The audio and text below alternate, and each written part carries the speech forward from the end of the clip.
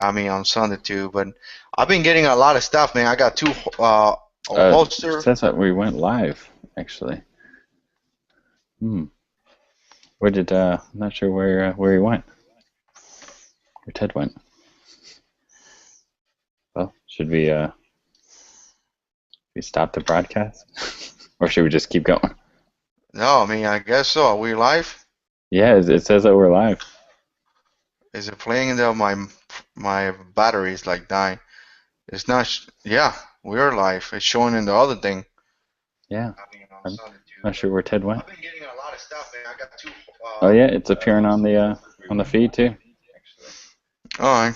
So Where did, not sure where let's. I get. Give me a second. All right. So. Stop the broadcast. Or should we just keep going? Sorry guys for what's going on. We didn't know we were going live. Ted was setting this up and he dropped off. Just one second. Let's see if I can find a scripture for us. Fortunately, I keep a Bible in the vicinity. You know, it's great that my mouse battery is dying. So I'm like trying to do stuff but anyways, you want to? We don't know what happened with Ted. You want to do an intro? Sure. This is my name is Budget Bugout, and today we're kind of going to be talking about how I got started on YouTube a little bit. So I guess I don't need to do a long intro for y'all, but very basic stuff is that I volunteer for the Red Cross. I'm specialized in disaster preparedness. I'm also active duty Air Force, and I run a YouTube channel called Budget Bugout.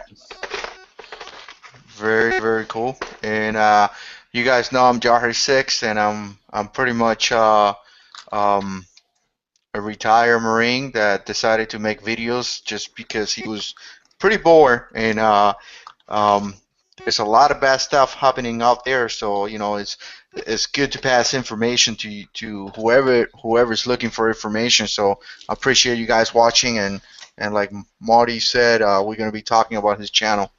So Ted is back. You there, Ted? Hear me? Yep.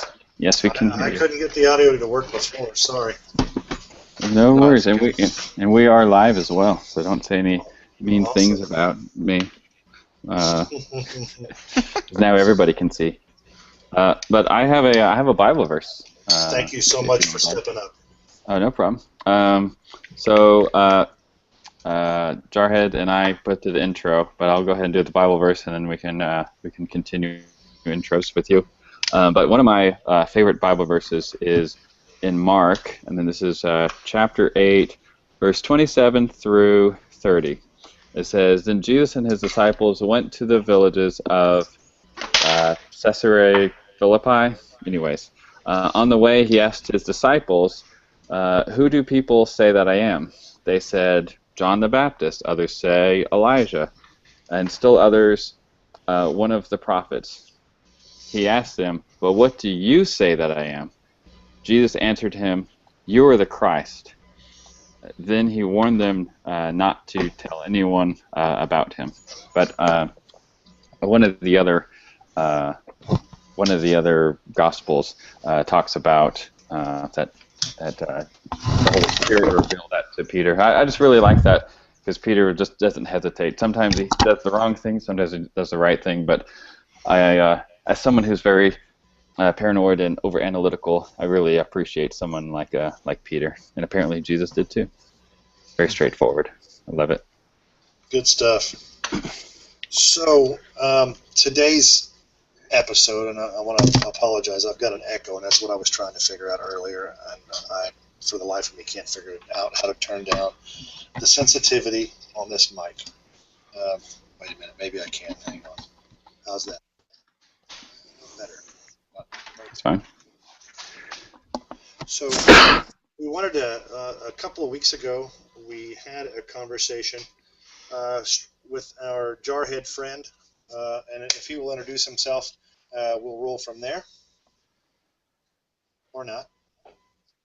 Well, we did intros. I don't know if that's what you're asking. Yeah. Okay. Yeah. Good deal.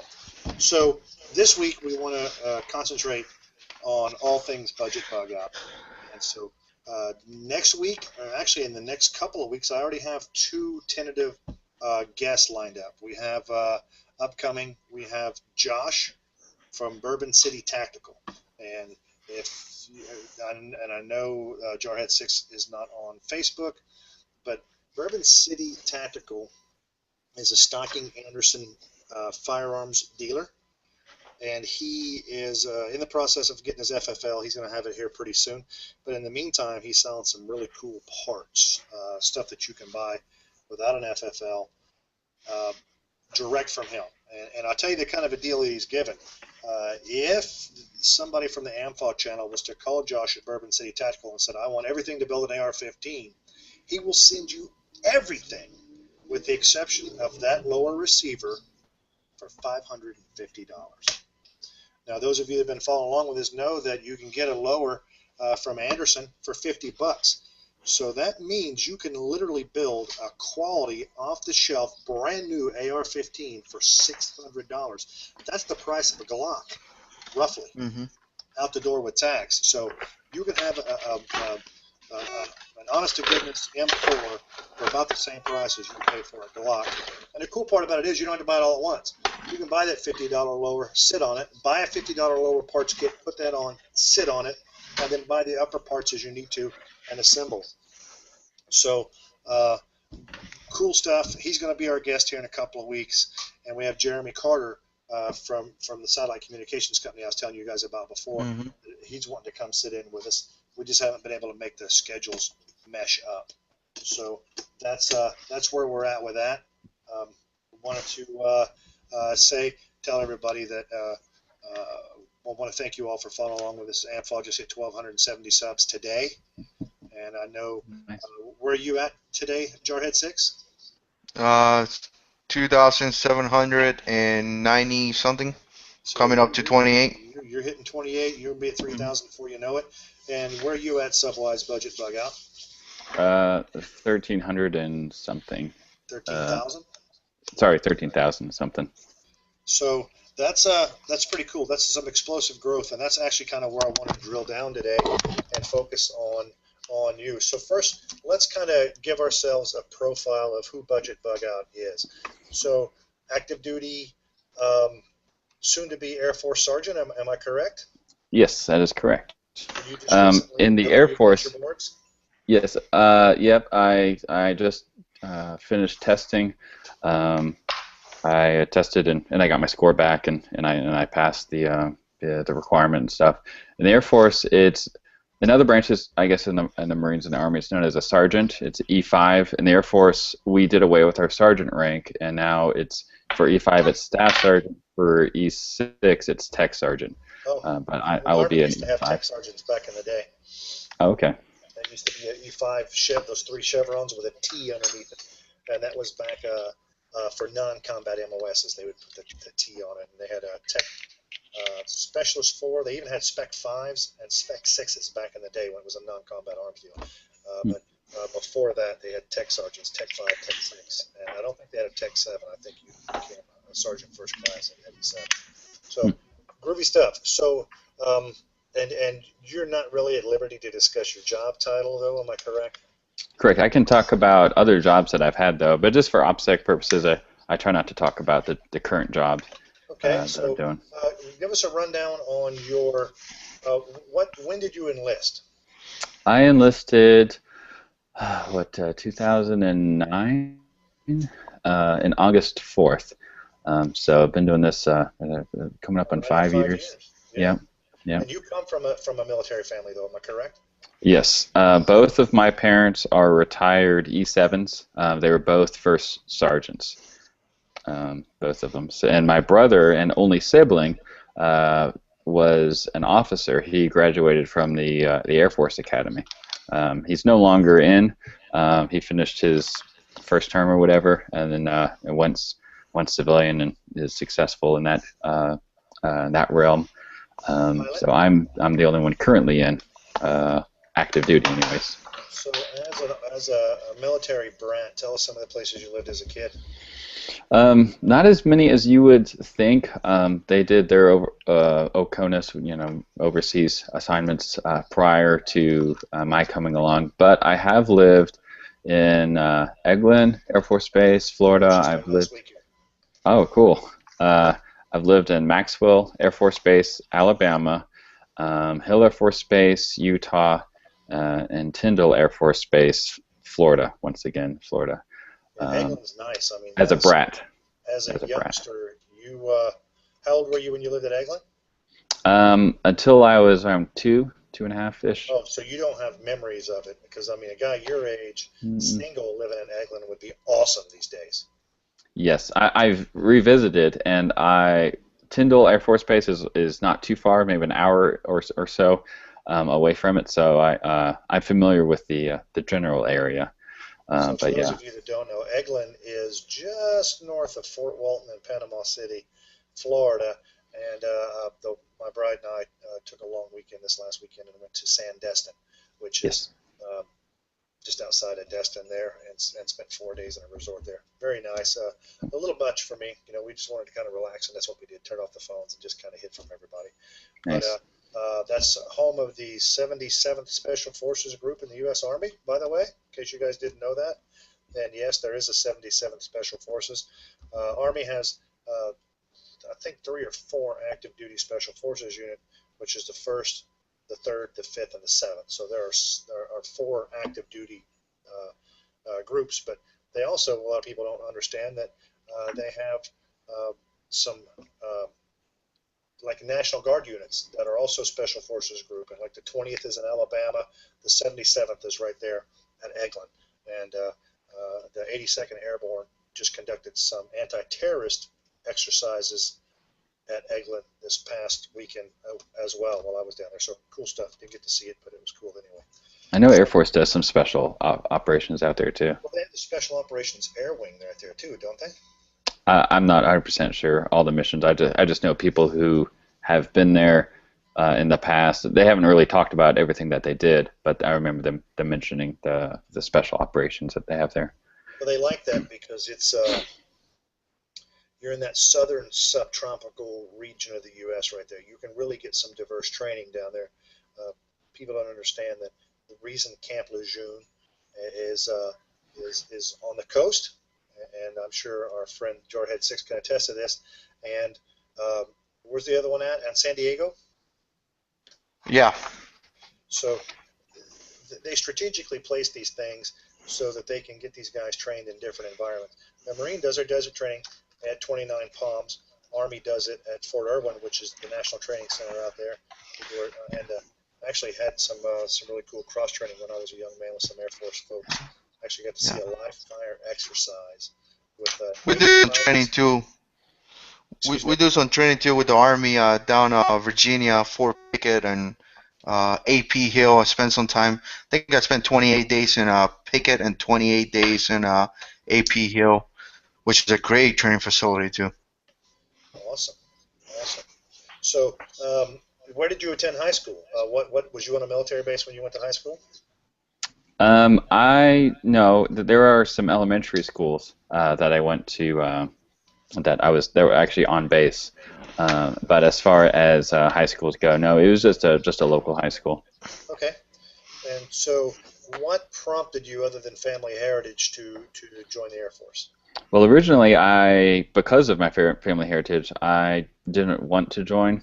I wanted to see what civilian life would be. I knew military life, and I was like, so many restrictions, so many rules. I want to do whatever I want. I want to go out into the world, and so I tried to do art-related stuff. I tried to do ministry. And I actually combined the two at one point, and I was doing art stuff for churches, and I was a youth pastor for a little while as well at the church on staff and everything. So I was trying to make that work, trying to get a associates and then do seminary and dabble with art on the side, and I and I was pseudo successful. Like the logo that I have right now for Budget Bugout, that's something that I designed. I've done logos before, and I've done artwork and stuff, some stuff here and there. So I have some abilities, but I could not make a living off of it. And I was doing call center work to kind of pay the bills. But it was around the time I had been doing it for like a few years after high school when and then I got laid off from the call center I was at. I worked for a cell phone company. It was originally Nextel, then became Sprint. They were just doing hundreds at a time layoffs. And then that's kind of when I realized, I was engaged at the time, and I wanted something a little bit more stable for a family. And I was working for a different call center, working 6 days a week, overtime every day. And the day I had off was Sunday, and I was a youth pastor, so I worked that day as well. So I was like, there's got to be something else. Let me reconsider the military. And so I joined, and I graduated basic training on the day that I turned 23. So I started a little bit later on than originally what I was going to do. I was originally going to join after high school at 18, but I'm actually glad that I didn't, because I wasn't mature enough to really appreciate the military. I think I would have gotten out after my first enlistment had I joined right after high school, because I just wasn't in the right frame of mind. I thought that I would be missing out. So I'm glad that in some ways I'm glad that I waited and experienced civilian life. For civilian life, without any sort of safety nets and stuff like that, it was hard. And my dad even told me, like, it's harder to do what I was doing than had I joined the military. I was 17 years and a little bit less than 100 days old when I arrived for that indoctrination at initially at Fort Jackson, South Carolina, is where all infantry Been there. troops went. And so we went there for, 4 or 5 days. We got the shots, the haircuts, all that initial stuff. And then got on a bus and went to Fort Benning, Georgia, which is home of the infantry school. So I'd like for you to tell us a little bit about what that's like in the Air Force. Where did you do? I don't know what they call them. So you're gonna have to kind of give us the definitions or the language. We know in boot camp, for us, it's basic training, which is that 8 weeks, and then you've got your advanced individual training or advanced infantry training, depending on where you're at. And even in the Marine Corps, you've got your A school and your B school. The Navy's got their A school and their B school. So what is that like in the Air Force? And tell me some of your impressions about those first few days, going in, the shock and getting used to military life. Well, as you all know, I'm extremely over analytical, which has helped me in the Air Force a lot. But it's something that I drew on prior to joining. I did nothing but nonstop research on what basic training is going to be like, what to expect. I watched every YouTube video on basic training. I read everything, forums, threads, blah, blah, blah. So trying to prepare myself mentally. I go off to basic training. What is some of the impressions? That the first day, at basic training, they have basic training, then tech school, which is the A school, and then after that you become operational. You go to your first duty station. So as a basic training, and that evening I just remember just staying. I was awake and I was just kind of like, propped up on my pillow, just listening to the sounds of the marching and the cadence and stuff. And I remember someone came over. He was from one of the older flights. He was about to graduate. It takes about 8.5 weeks. Not platoons? They're called flights, yes, in the Air Force, and there are 30 people. No, more than 30. There's 50. There's 60 people in a flight, and then 4 elements of 15 people. So someone from another flight, who one's going to graduate, was watching us. We were a baby flight at the time, and I remember him just saying, just relax, you'll get through it.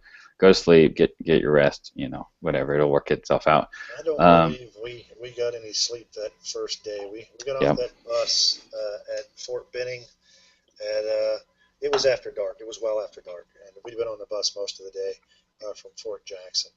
And I remember the bus pulled up, and they were lined up outside. And I think Jarhead 6 can kind of attest to this. They're lined up outside, and they're waiting there.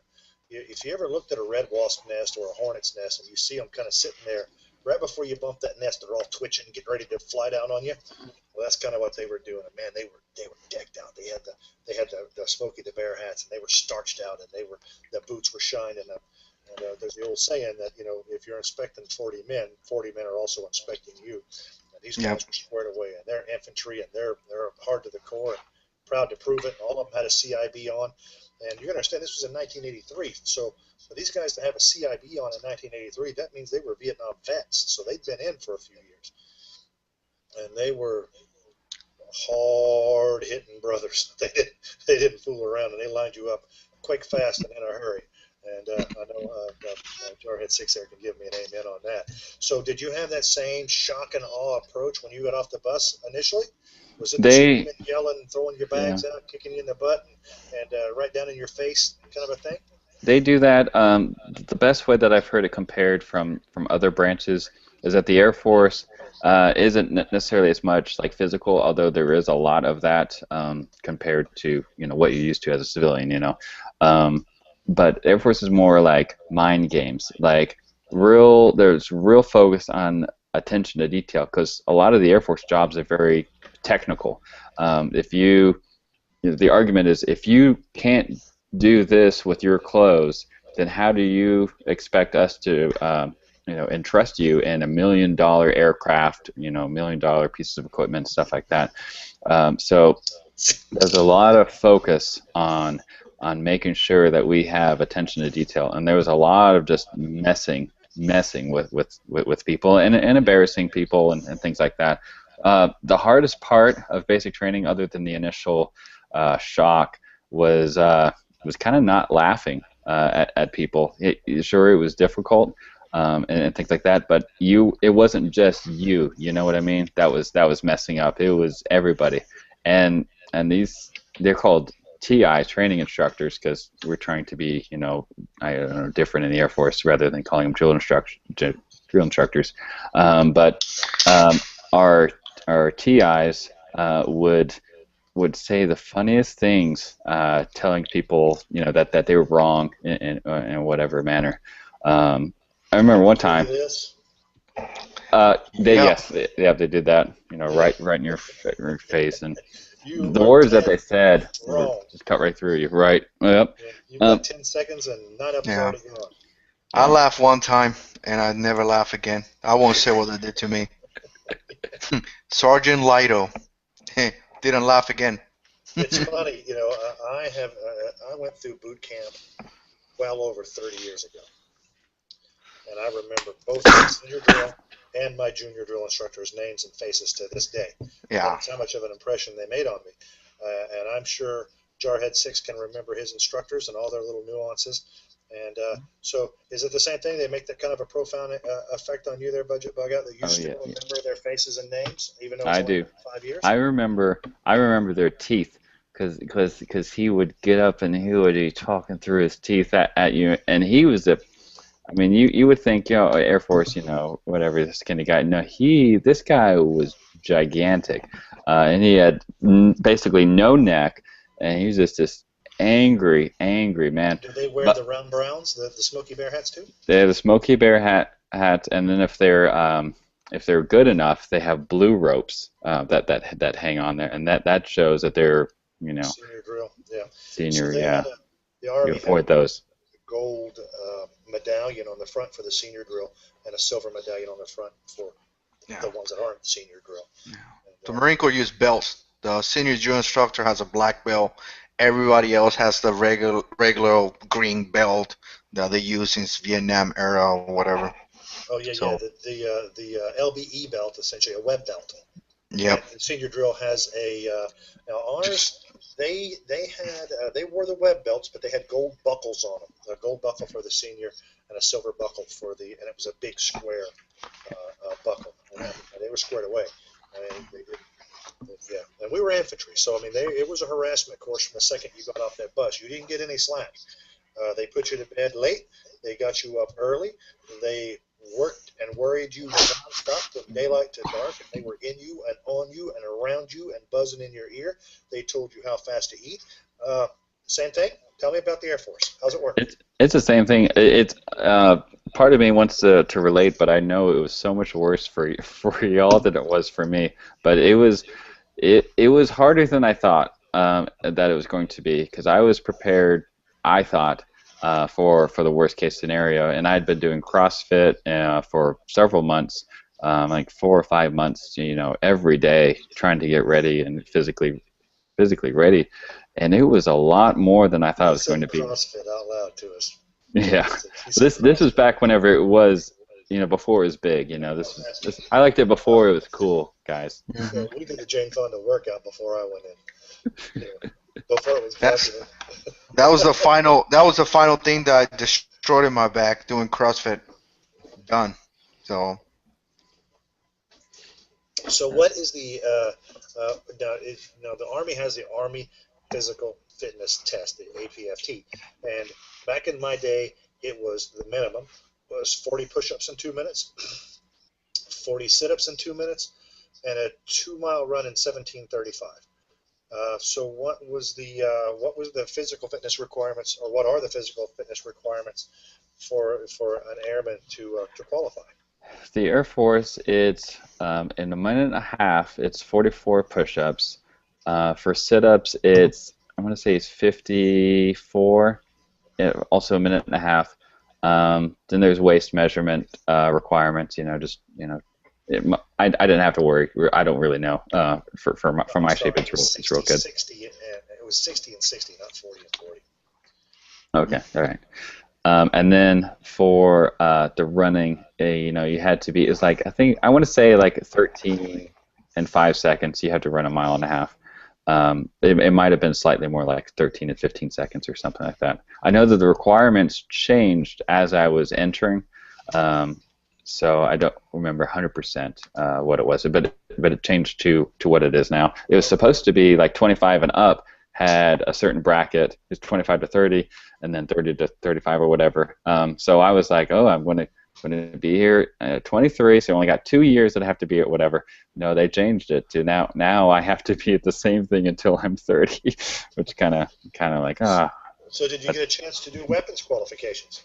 Yes, I did both the M9, which, as you all know, the Beretta 92 FS, and I did the M16, and I got expert marksman in the M16, which means I could only miss 5 shots. I could miss more than 5 shots, but I only missed five shots off of the off to the bullseye, and that's with a gas mask for 10 shots.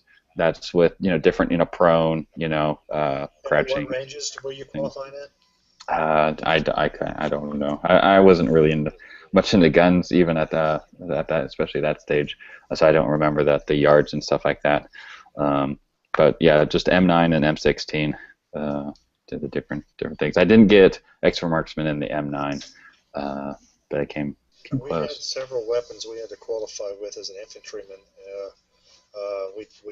We had to run a bayonet assault course for time and complete it, and so you're actually charging targets with a bayonet, and you have to hit that in time, and you have to stick every target.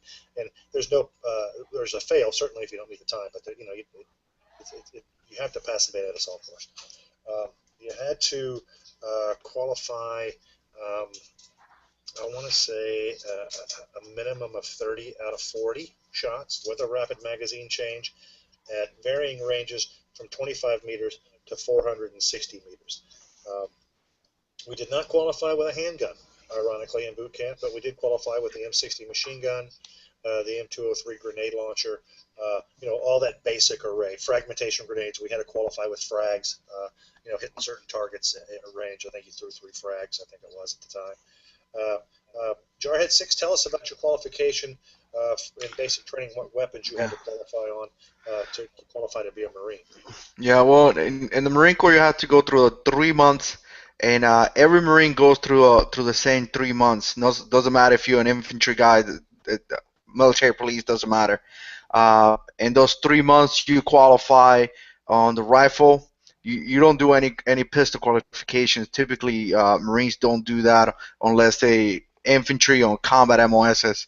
And then you do M16 at that point, and then you do throw a grenade, M67 grenade fragmentation. You do that, and you go through MBC or whatever they're calling it right now, the gas mask, which is kind of funny because you do it at the end of the 3 months. So for 3 months, they're telling you that you will die in the gas chamber. So once you make it to the gas chamber, you actually think that you're gonna die, and it's horrible going inside that gas chamber.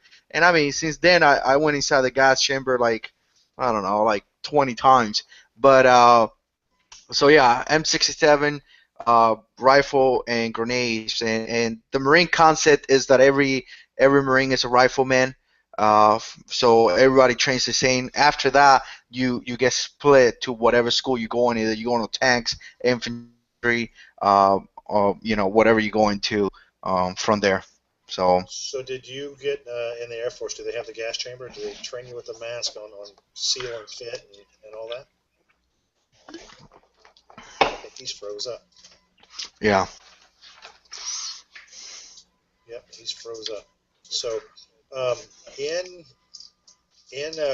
boot camp, of course, we did the gas chamber too, and I was really dreading it. The gas chamber, when we went through it, right in the middle of the room, it was a sealed room, and everybody filed in MOP 4, which is MOP level 4 for those of you that don't know, and that's where you have on your mask a hood, a chemical suit, gloves, and boots, and you're locked down and dogged off. And they march everybody in, and you can see this little. It was like about the size of a number 10 vegetable can sitting in the middle of the room, and every once in a while you see just a little puff of smoke come up off of it, but you really couldn't tell there was anything. It's clear. And so they run you around, they put you in there, and they got you against the wall, and they start making you do push-ups first. And so I think we did some push-ups and some jumping jacks. They want to get your breathing up. They want to get your heart rate up. And then you take the hood, and they pull it over your head. Now, the mask is still on, but you can't see anything because the hood's over the lenses. So you're clear, and you don't know when that drill instructor is going to come up. And so they said they were going to come up, place a hand on your shoulder, address you, let you take a deep breath, and then they're going to pop the mask off. They're going to ask you some questions in there. You got to answer the questions and then exit the gas chamber without a mask. And so they lined us all up in the room, and we did our deal there. And the guy come up, and I had my hood in front, and I'm standing with my back against the wall, literally touching the wall, so I can feel where I was at because I was disoriented, with the mask over my head. And next thing I know, my mask just comes off my face. No warning, nothing. And I tried to breathe in, and all I can remember from that initial breath in is my body said, "Ooh, no." And it just like a reverse frog croak. It just went, and he's asking me questions, and I can't, for the life of me, I can't say anything. I can't say anything, and then my eyes just did this. Couldn't see. Now your eyes, you can't hold them open. You can't keep them open. Then tearing, and snot, and gasping for air and fighting, and all you want is out. And finally, he gave me the nod and told me to get out of his effing gas chamber and move out quick, fast, and in a hurry. And on the way out, I dropped my mask because I had it in my hand. Now they said I can't leave till I retrieve my mask, but I can't see anything, so I'm crawling around on my hands and knees trying to find the mask that I dropped. And finally, somebody kicked it. One of the drill instructors, I assume, kicked it to me, and I felt it hit my side, and I grabbed it. He said, "Get out," and I can't find my way out. I can't see. I'm snotting and dripping and drawing and crying, and I'm dying. I'm dying. That's what I was convinced of it.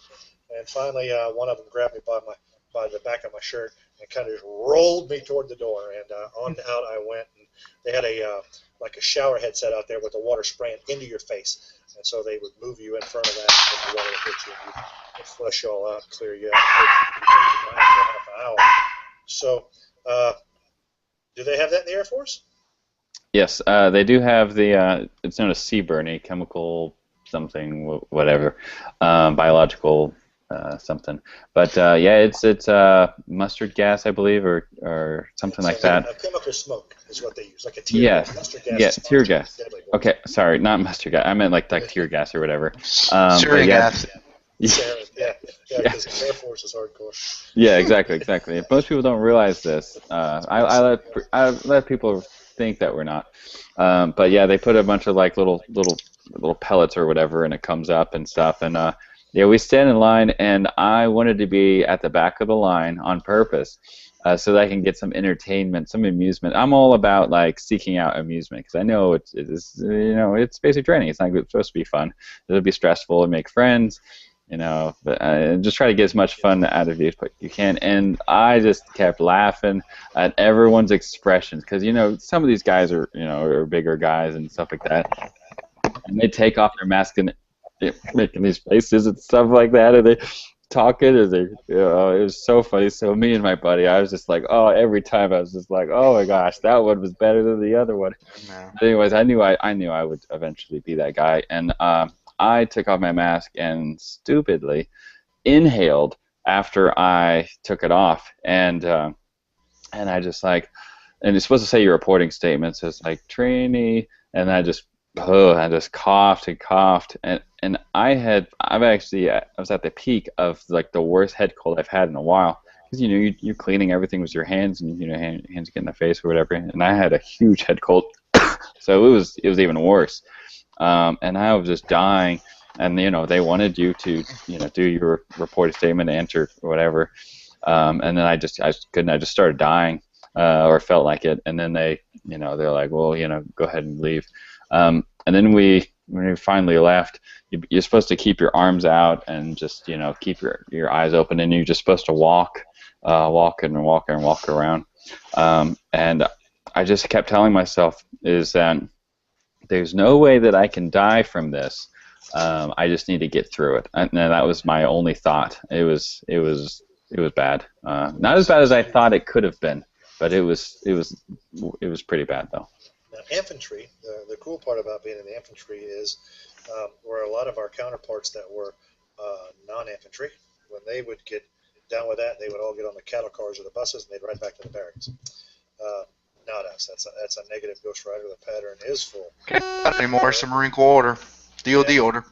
Yeah, you are going to you're going to ruck up. You're going to leave your mop gear on, minus the mask, and we are going to road march back to the barracks, folks. And now we're talking several miles, probably north of 10, in full chemical suits, and it was one of the toughest marches I believe I've ever been on. I did a 35 in full gear one time at Fort Campbell. That was a whooper. But I think that probably 10 or just north of 10. I can't really remember. It seemed like it was about a 200-mile road march though, because we had full gear, training for the day, and then we had a mop suit on. And Georgia in April, late May, probably early June. So hot. Very hot, and enough to get your attention. So you went through in the summertime, or did you go through in the winter? I mean, what was the climate? Summer. Like? Right, so, and it was your basic school was where again? In San Antonio? Yep. San Antonio It was hot. Sucks if you're not doing anything. Yep. So, as a infantryman, and I know in the Marine Corps they give you a pass. After your 12th week there, Jarhead 6, you get a 24-hour pass. No, at 3 months you get you go into the next stage, which is going back to whatever school you're from. Now, if you marry, they let you go home for 10 days, and then from there you go into your next class. Most likely you're gonna go to North Carolina for Marine Corps training. If you're a non-infantry guy, if you're an infantry guy, you're gonna go to North Carolina for infantry training, which is the same place in the same compound area. So, and then from there, the OSUT, which is one station unit training, pretty much they come yeah. in and say, hey, you're not in boot camp anymore, you're in infantry school. Yeah, you're still in student status, but from there you go into whatever you got to go next, your full school, and then you go into your unit. So.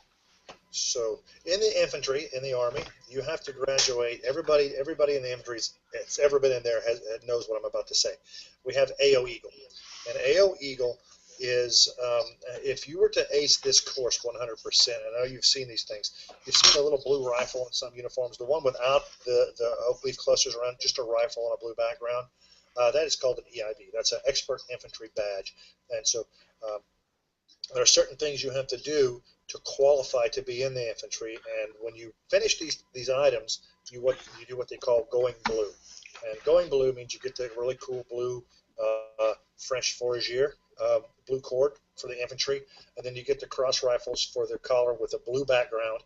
And so going blue is a big deal in the infantry, but you have to do a slide for life, and you have to complete AO Eagle to do that, and a final tactical exercise. And so big day when we all went blue. It was kind of a deal where they gave you a 24-hour pass, and see you tomorrow morning. It wasn't actually 24 hours. It was like overnight. But do they have a similar program in the Air Force where you have to complete? Because I know what do they call it? The Crucible in the Marine Corps. Yep, that they have to complete. And so, do they have a similar thing like that in the Air Force that you have to complete? They do. Yeah. They. It used to be, kind of just like camping, more or less. So you go camping? No. I'm sure it was compared to what y'all did, but the Air Force, we changed it. We even changed our creed and everything because we were professional airmen, but now we wanted to be warrior airmen because there was wars going on, and we needed to actually do not warrior stuff, but support actual branches, military branches, right? We couldn't just continue being, professional airmen whenever there was actually wars going on. That was more of a peacetime type of thing. So they have something called Warrior Week, and that is, just not a lot of fun. And like I said, it was in Texas. It was 108 degrees. I remember drinking. You're just out there moving rocks pretty much the whole week and doing the exercises and learning different things like striking things. Just a bunch of dumb thing. Mop gear. We were in the mop gear like a couple days. I know probably not as bad as what y'all did, but 108 degrees. Hours and hours and hours of that kind of adds up.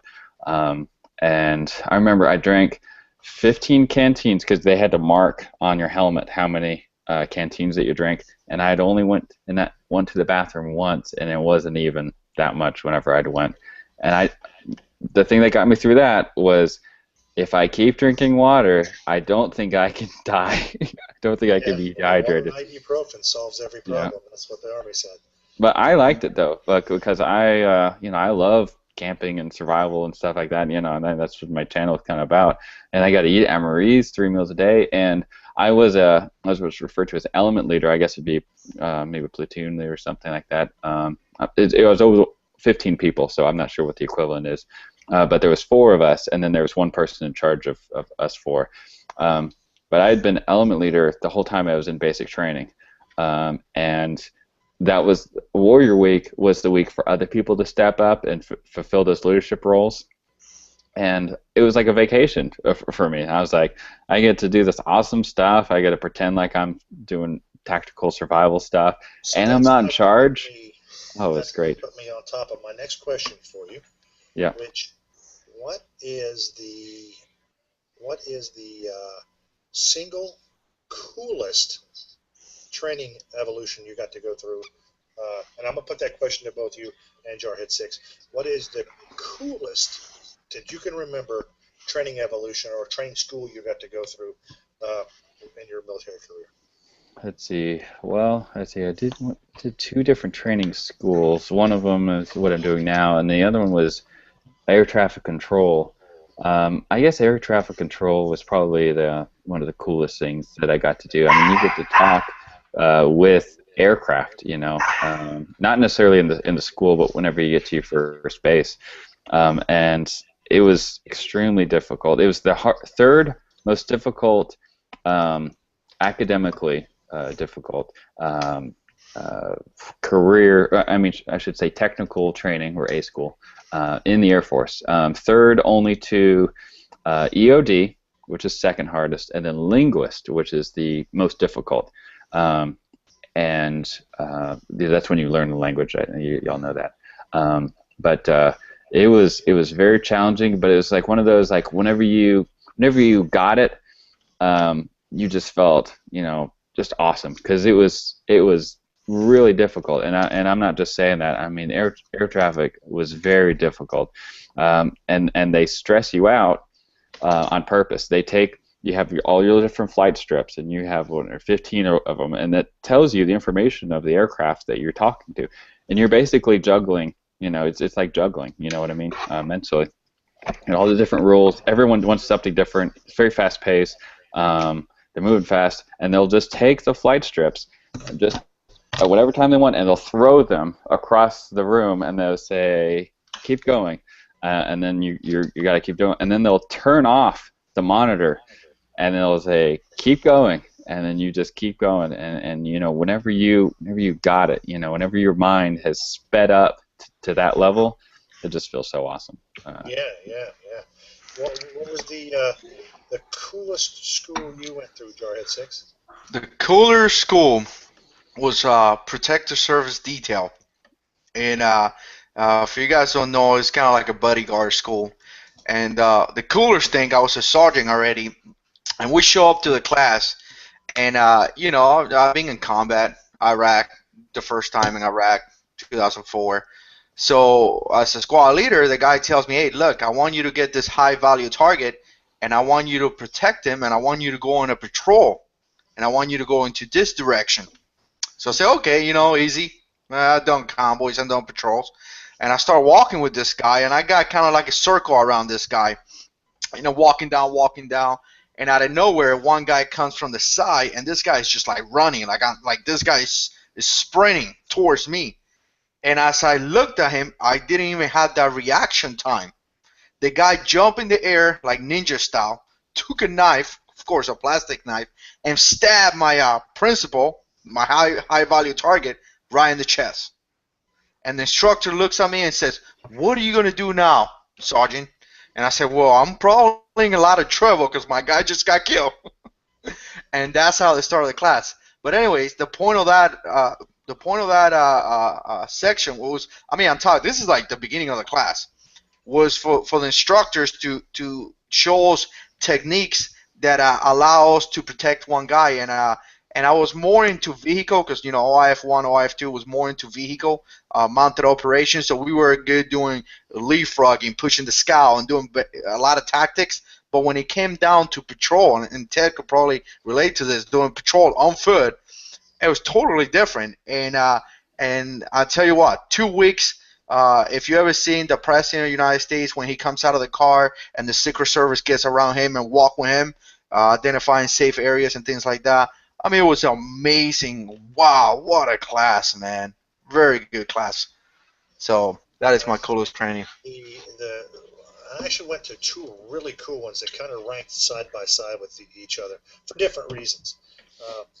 I went to what the Army called back in 1984, 85, I think it was 84, the 10 toughest days in the Army. And believe it or not, there was air assault school at Fort Campbell, Kentucky. And it was a harassment course, so they teach you how to set up LZ operations and how to sling load equipment and rappelling, of course, out of aircraft, and really, really cool stuff, and love that, and love having those wings, on my Class A uniform. But I think the single coolest school I ever got to go to was a jungle warfare school in Fort Sherman, Panama. And we went down there, and you get the little cool jungle expert patch when you graduated. It was on your pocket. And so they have, the Army is famous for naming their obstacle courses. There's some of them that are famous throughout the Army. One of them is the Darby Queen that the Rangers run, just a tail whooper. And the other one is the Green Hell. And the Green Hell is at Fort Sherman, and it's a mile long, and there's obstacles all through it, and it's really made to kind of shred up your upper body. So I ran that. We did waterborne op over there. I really learned some cool stuff about how to get across waterways on my own without, with full gear, and be able to get across there. Booby traps and explosives and mines, and really really cool stuff. And then to cap it off, to graduate the course, you had to do a long range solo land navigation, which is by yourself with a map and a compass. Take you out in the jungle. You get dropped off, and they say, all right, you need to be back here in X amount of hours. I forget what that time was. And so you had to do a dead reckoning, Mappus and Comp jungle hump, with your gear on. And I think the reason that stands out to me so much is I came out onto a dirt road. Now, if you got caught on a road at all by any of the instructors, if you were on the road other than to cross it at 90 degrees to its ditch line, you were a no-go at this station. You have failed. The whole time you were there was for no reason. So I come up to this road, and in those days I smoked. And now you got to remember that Panama borders Colombia. And in those days, FARC was really, really on the rise down there. And FARC is a guerrilla cell that operates in northern Colombia and Panama. And so I come out of the jungle, and I sit against a tree right there, and it's kind of got a steep ditch. And so I sit on there, and my feet are dangling over the edge of the ditch, and then I could drop down 4 or 5 feet onto the road surface, cross it, and continue on. But I want to take a break here where I could see. So I sat back against my rucksack, and I reached into my blouse pocket, pulled out a Marlboro Red, and I lit it, and I'm sitting there smoking a cigarette. And I slid that M16 down the ditch bank, down to where it was hooked over the toe of my boot, the sling. And I'm smoking this cigarette, not a care in the world, just kind of doing my thing. And caught movement out the corner of my eye, and turned around, and there was a FARC guerrilla right there. And he had his AK-47 just about chest high on me, and he come over. Now, I spoke not a lick of Spanish, and he spoke not a lick of English, and he sat down next to me, and he propped his AK-47 over his boot, and he bummed a cigarette from me, and we sat there and smoked a cigarette. Now, he could have killed me deader than Abraham Lincoln if he wanted to, because I promise you he didn't have blanks in that AK, but I only had blanks in my M16 because it was a training course. And we smoked a cigarette, and I showed him my map, and I said, I'm going here, and he looked at my map, and I showed him where I was going. He goes, yeah, you want to, kind of pointed, yeah, that's where you want to go. Then he told me I was, 4 kilometers, 4 kilometers. And so I said, yeah, gave him the rest of my pack of cigarettes, tucked it in put my lighter away, and stepped off and never saw him again. And yeah, that was I can remember that guy's face like I'm looking at you guys today. Pretty cool training evolution. Wow. So after you graduate and from your A school, from your secondary training, yep. You go where? I go to Shaw Air Force Base. Which is where? Which is in South Carolina. Yeah. So my basic was in San Antonio, Texas. Then my tech school was at Keesler Air Force Base, Mississippi, which is near Biloxi. It's right on the coast. And then after there, I went to South Carolina, which is Shaw Air Force Base is about 45 minutes from the capital, Columbia. So it's right in the center of South Carolina. Right, near Fort Jackson. Yes, yep, and I went there. Actually, went there a couple times actually, because I knew a girl who was in basic training, or actually tech school, A school, I guess. So, and so now we've only got just a few minutes left here, and I want to talk about YouTube and what kind of brought you into what made you Budget Bugout? What drove you to create the channel and go and select that genre as the genre you wanted to follow with your YouTube channel? Well, it was something that I've always been fascinated in, survival and knives, everyday carry types of stuff, guns and stuff. It's something that it was kind of thrown into by joining the military, and I've always known about, because my dad, he was a cop in the military. He always did law enforcement stuff even outside the military. So I wanted to kind of explore that more. Now that I'm on my own doing military stuff, I was doing certain things. I was working with SEER, locally, and I just wanted to kind of continue to expand my knowledge. So I did that through YouTube, forums, books, magazines, just any way I could expand my knowledge. And then I kind of got to the point where I felt like I had good ideas on like little survival kits and things like that, and I kind of I kept leaving comments on other people's videos. It's like, hey, maybe you could do this, maybe you could do that. I started to realize that a lot of these people really don't know anything survival related, and I didn't either. It's just something, a fascination of mine. Sure, I watched all of the episodes of whatever survival show, but do I really know a lot of stuff? And I just kept, all my research and the experience that I'm doing, the different specialized trainings that I'm doing in the military. I was like, well, I can start making videos, and then learn from other people's, leaving comments, and I kind of wanted to share with people that I worked with, because they were always asking questions like, what are you keeping in your pockets, or what is that backpack? What are you putting in that backpack? And it takes too long to explain to every single person, I was like, well, I'll just make videos and upload them, and I can share them with friends and stuff like that. So my first video was the Altoid Survival Tin. I figured I'd start small, and I made that, and then I commented on other people's Altoid things. I was like, hey, I commented before. I gave suggestions. Here's what I did. Check it out. Check out my video. So I did that to all these videos, and sure enough, people, it was being viewed. I started posting on forums, and started getting views, and I guess once it gets viewed so many times, it starts appearing on different people's feeds or whatever, and yeah, that was my first success. Successful video was my first video, Altoid Survival Kit. There for a while, you were kind of known for pocket dump videos. That was some of your Yep. most prolific videos, and initially there was your pocket dumps. And you do carry a lot of stuff in your pocket. I do. I have lots of stuff in my pockets. I carry less now, but yeah, I load them up sometimes. I go hate crazy. carrying stuff in my pockets. Hate You it. carry a lot of stuff in your pockets too, Jarhead 6? No, I hate it. Even when I was in combat, I don't like wearing those holsters that go around my leg. Yeah. Everything was inside my plate carry because I have full control here. Plus, those trucks, Humvees, MRAPs, they're so small. You look like a little fat kid inside there. You can barely close the door because your pistols on the side of your they look like huge trucks, but they're not. They're really not, no. Yeah. So I don't carry a lot of stuff in my pocket either. I've got a key ring that's probably got 25 feet of paracord kind of woven into a fob on it, and then I've got my everyday carry knife. But I do have a bug out bag. A get home bag. I've got a little small miniature kind of a metal hits the meat kind of bag that I keep with me. My job doesn't allow me a lot of times to carry a firearm. Doesn't allow me any time to carry a firearm in the United States, and so I don't have access to a gun. All right, but I want to make sure that where I certainly can have a pocket knife, I want to make sure that I've got everything I can to help me when I can't carry a gun, get from point A to point B effectively.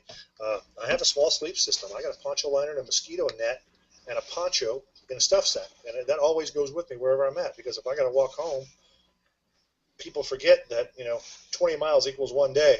If you stop and think about it, on foot in any environment, 20 miles is pretty much one day. And so if you're 100 miles from home, guess what? You're 5 days out on average. And I want to have enough stuff to kind of be able to manage that time on foot. Yeah. So do you have like a get home bag that you carry as part of your everyday gear, or are you kind of relying on the stuff that you carry around in your pockets? Well, originally I was trying to just be prepared, see if I could integrate a survival kit, so I can do a survival kit in a survival tin.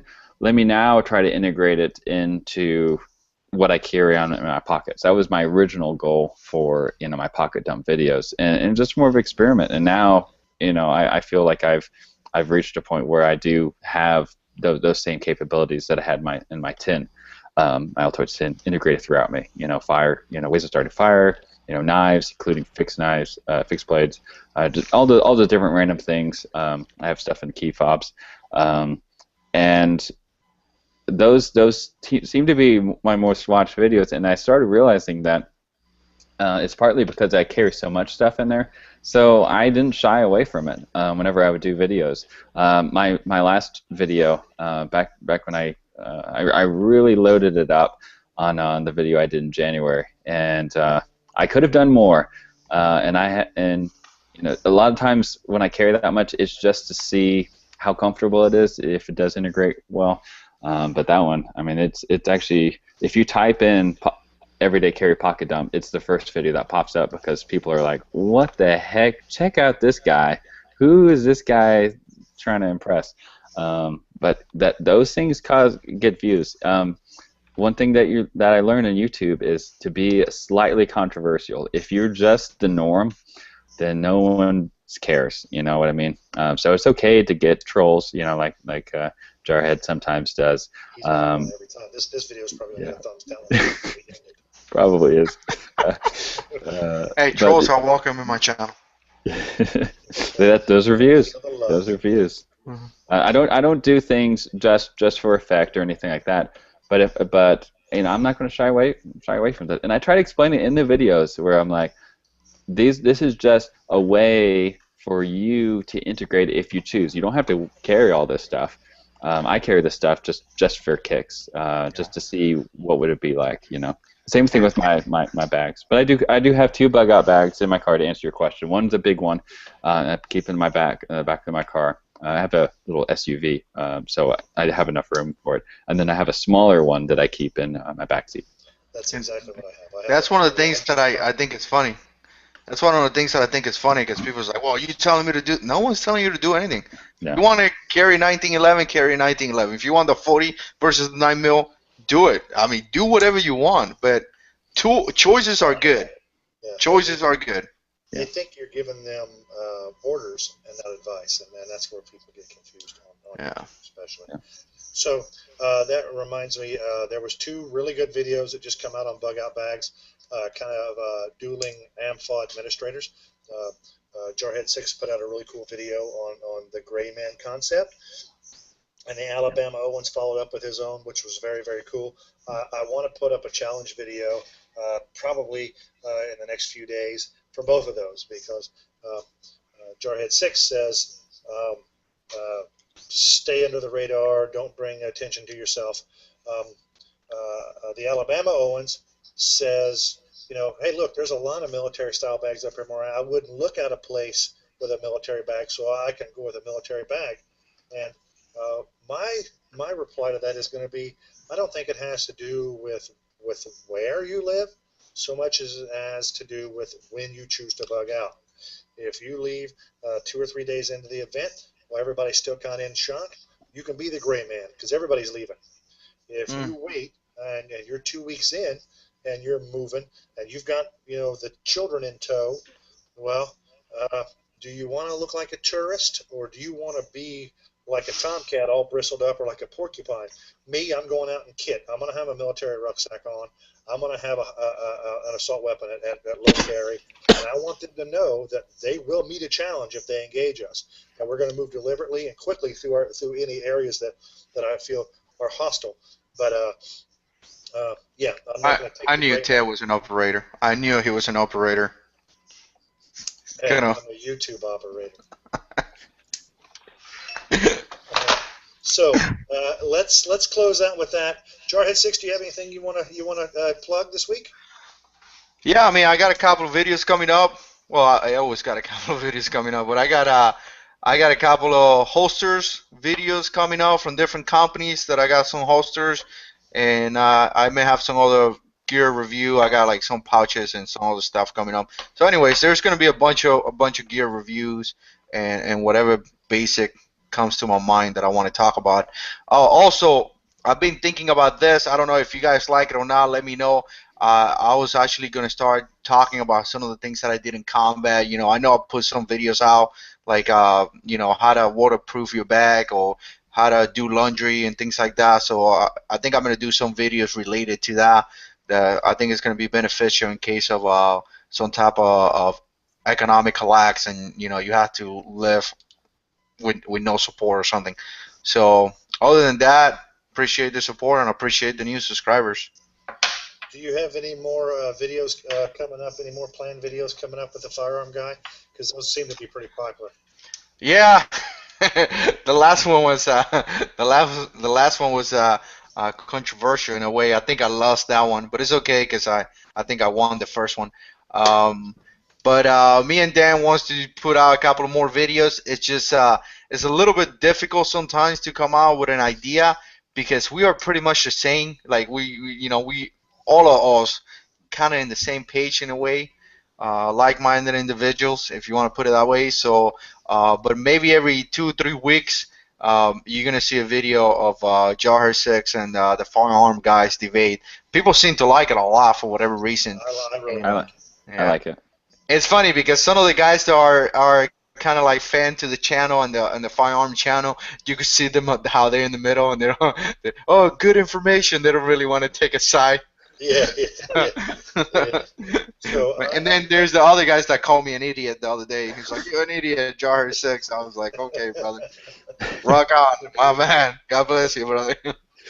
So So, I want to, before we close out, I want to remind everybody to go check out D. Will Hoyt, Kentucky Guns and Fun, his channel. The good colonel couldn't be with us tonight because his family's getting ready to go on a trip, and he wanted to spend some time with his wife and daughter. So, and that's really what we're all about, aren't we? Family. yes, sir. Don't forget to go give Skinny Medic a look for all your medical supplies. He's got some pretty good stuff on his channel there to look at. I'm going to wrap up with let Budget Bugout close us out, of course, but I want to get our plugs in for all of our other folks that are not here.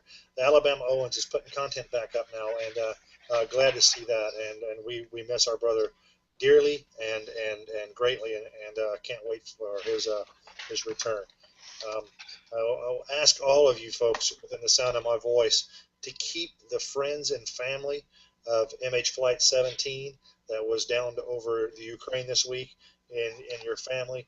It's a horrible, horrible tragedy, and not to belittle anything, but these folks were just literally murdered out of the sky. And it's one thing to be a victim of an accident; it's another thing to be a victim of an intentional act. And the bodies should start arriving back in Amsterdam sometime tomorrow, I'm understanding. And so I ask that you all tonight, when you close your eyes and you get a moment to yourself, ask whatever God you pray to shepherd those families through this time of their need. And I'll leave that and move along. Oh, one more thing. Go check out our friend Josh at Bourbon City Tactical. He is offering AMFAW Warriors.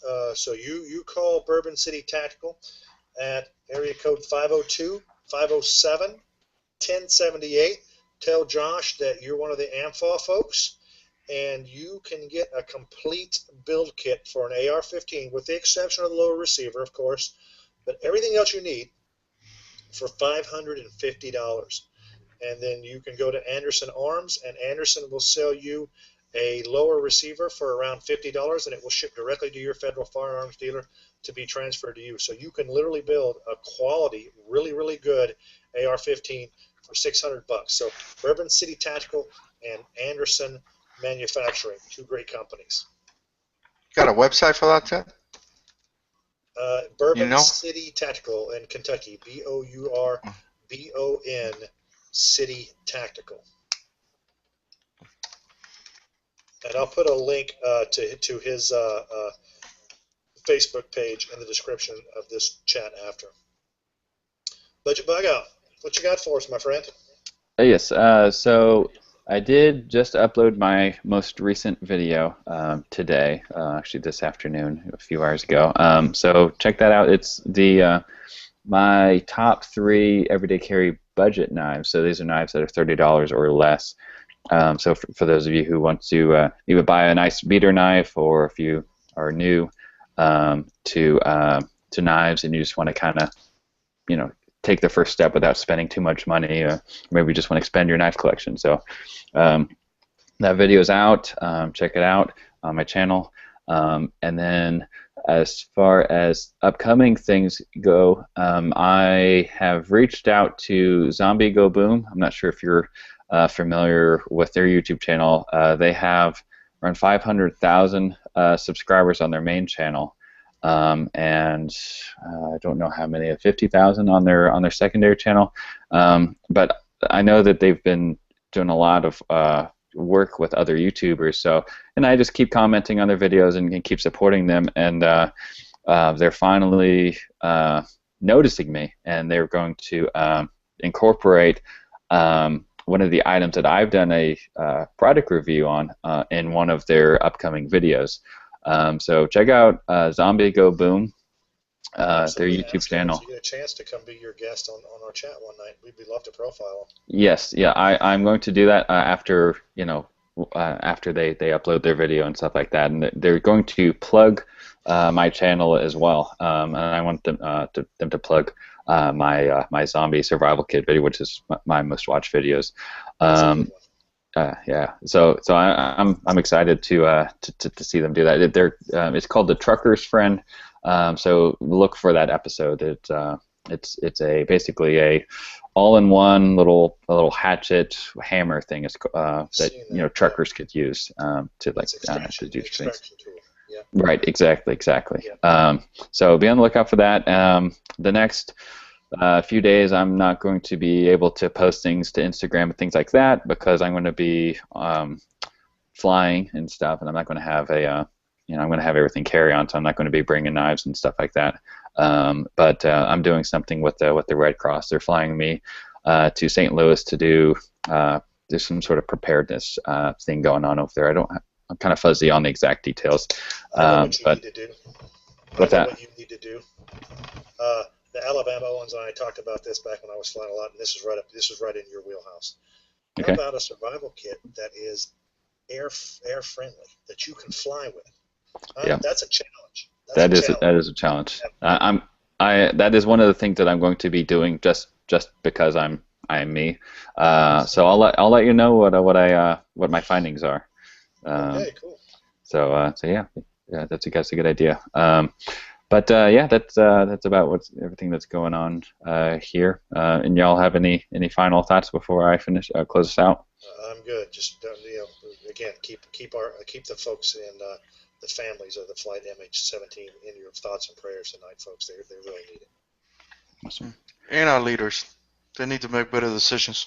That's right, and give some thought to those folks on the ground in Israel, whether you're pro-Israeli or pro-Palestinian.